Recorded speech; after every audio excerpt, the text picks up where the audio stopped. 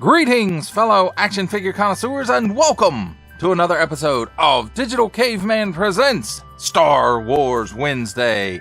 I, as always, am your host, the Digital Caveman, and today I will be presenting you with the Star Wars Micro Galaxy Squadron Armada Edition Luke Skywalker's Snowspeeder. Let's get into it!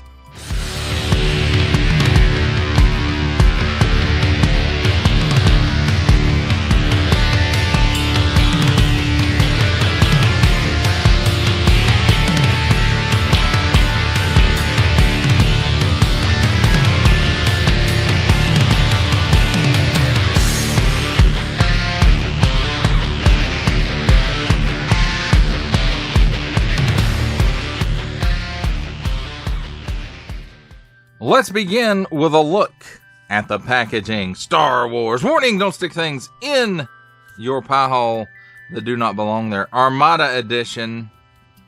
And then, hey, figures sit in there. There's the figures. There's the speeder. Micro Galaxy Squadron. And it's in that nice chromey finish. Just like this stripe here at the bottom that never shows up well on chroma key. It's 8 and up. Rebels. Or it is the Rebel faction. Luke Skywalker's Snowspeeder. It's number 0038A.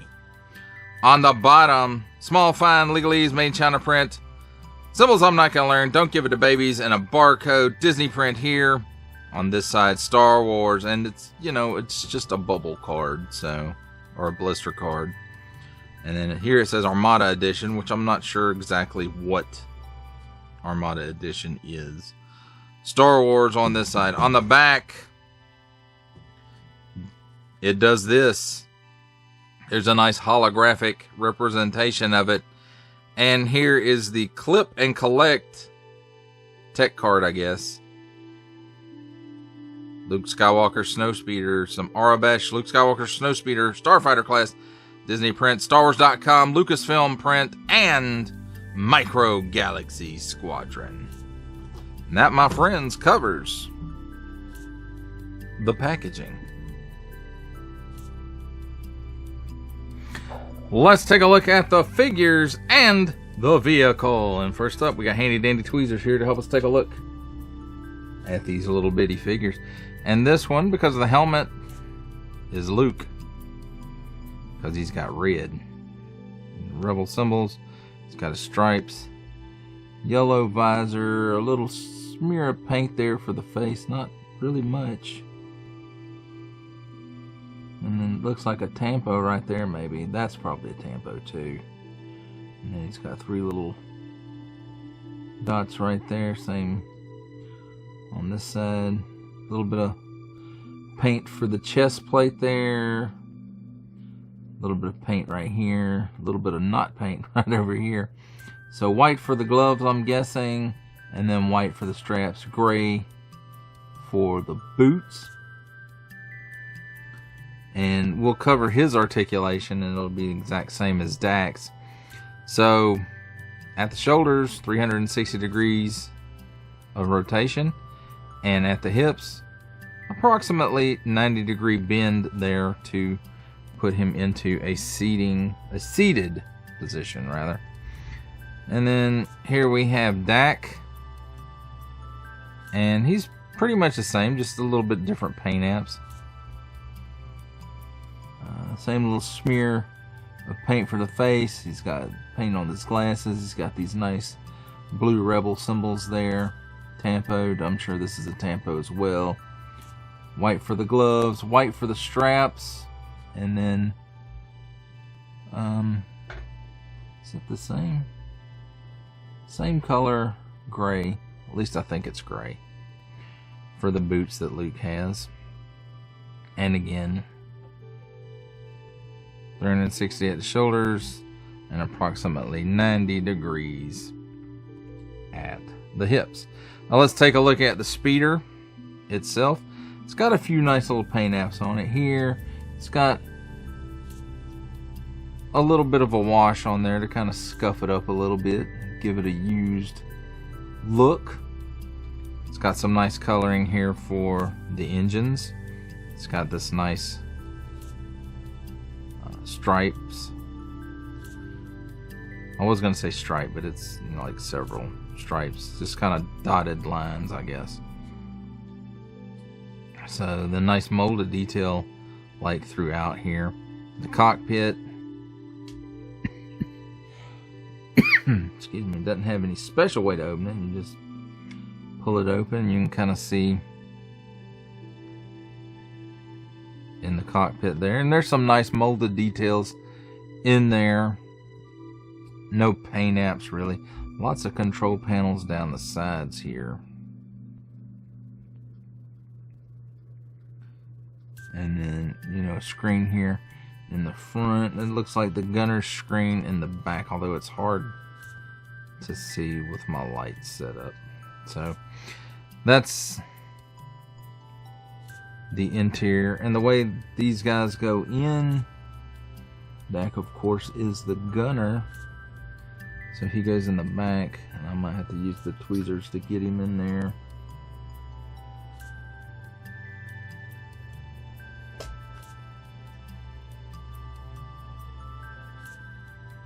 Because it's a tight fit. That's as far as the canopy opens. So get in there, Dak. Alright, he's in there. Well, let's get Luke in here. There's Luke. I'm going to close that down. Now for a few other features. It does have this hook back here. Here's the towed cable gun, and it does rotate. Not quite 360 degrees because the cockpit canopy does get in the way. But we've got this here, and it's on a string, and it pulls out. And then it's got this wheel down here on the bottom where you can wind it up, and then it's just supposed to kind of sit in this compartment, and it mostly stays there. Now another thing that I thought was really cool, and it's really cool and a pain in the butt at the same time, the steering flaps here are controlled by this piece right here, and you move it that way and this one pops up, and you move it that way and that one pops up, and you try and center it to keep them closed down, and sometimes it works and sometimes it doesn't. But there is that. And of course it does have landing gear. Am I doing it the right way? No, I was doing it the wrong way. So it does have one landing gear and then nothing in the back for landing gears, so it just rests on the wingtips. And there you have it, my friends. I'll look at the figures and the vehicle.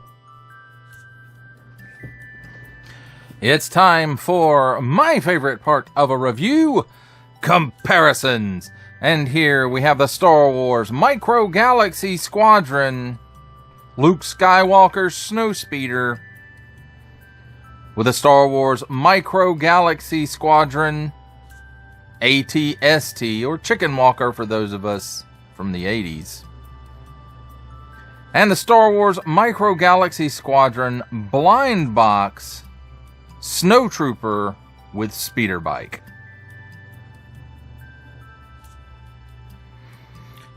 For our last set of comparisons, here we have the Star Wars Micro Galaxy Squadron Luke Skywalker's Snowspeeder with the general release of the Star Wars Micro Galaxy Squadron Millennium Falcon.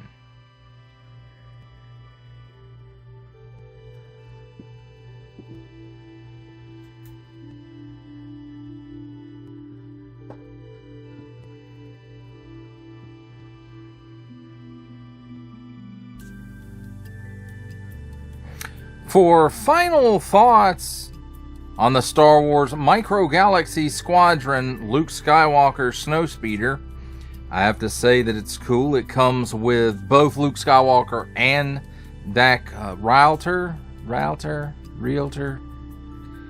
something like that. I used to know all that stuff. So I think it's nice that it actually came with the pilot and the gunner. Like most of the Micro Galaxy Squadron line, you know, it has nice molded details, and it has some cool features to it. You know, the tow gun rotates, and then you've got the hook with the line on it that you can pull out and then roll back up. And then it has that slide in the middle of the back that makes the steering panels pop up on either the left or right side on the rear. And lots of nice molded details even on the interior of the cockpit, even though you're not going to see that much. And although none of that stuff was painted, it's still impressive that that level of molded detail is there. At least to me, it's impressive. It might take more to impress you. I may be easily impressed. I don't know.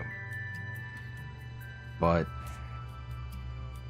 if I had to find something about this to complain about, maybe the slide for the steering panels is a little bit wonky, and the tow cable isn't long enough to do anything with the AT-AT. Not that I have that. I have to find one now that I have this piece. But, you know, the tow cable is just not long enough to do anything with it. And you can't really add on to it. So that's weird. But I understand that, you know, they couldn't put 50 feet of string in this vehicle. So some allowances have to be made, I guess. And maybe a little bit more paint for the faces on the figures. But again, that's all nitpicky stuff. Overall, I'm pleased with this vehicle. And having several of these, and you know, like 3 AT-ATs and like 10 Snowspeeders, and you're setting up a Hoth battle scene, you know, if that's your thing, that would be really cool. The only thing being the scale issue with Micro Galaxy Squadron. Now I think these smaller vehicles are pretty accurately scaled to the size of the figures, I think. But once you kind of get out of this Starfighter class stuff, it really, the sizing starts becoming not necessarily an issue, but noticeable. Very noticeable in some cases. But again, maybe that's just me, and I'm the only one that bothers with this line. But, you know, if you're just looking for Star Wars vehicles, this line is perfect for that, because that's what it excels in. And it's nice to get the little figures that go with it too, and that kind of differentiates this from Hot Wheels. And it really takes you back to the 90s when Micro Machines did the Action Fleet, I'm pretty sure. And those figures were slightly larger than these, but for the most part, pretty much the same level of detail and stuff like that. And the vehicles for that line were pretty impressive as well. But that does it for the review. I hope you enjoyed it. I enjoyed making it. Only support from viewers like you make this programming possible. Each view does count, and I do appreciate each and every single view I receive. Thank you, and thank you so very, very much for supporting this channel through viewing. If you are interested in supporting my channel further, I am now offering memberships at various tiers. Click the join button on my YouTube page or check this video's description for the link and see if any membership offers are right for you, but only if you are in a position to do so. Comment below, like, share, subscribe if you would like to see more content or just help channel grow, or both. That's even better. And don't forget to ding that bell so that in the future you will be notified as my new content becomes available. That's a wrap, folks. I'll see you next time.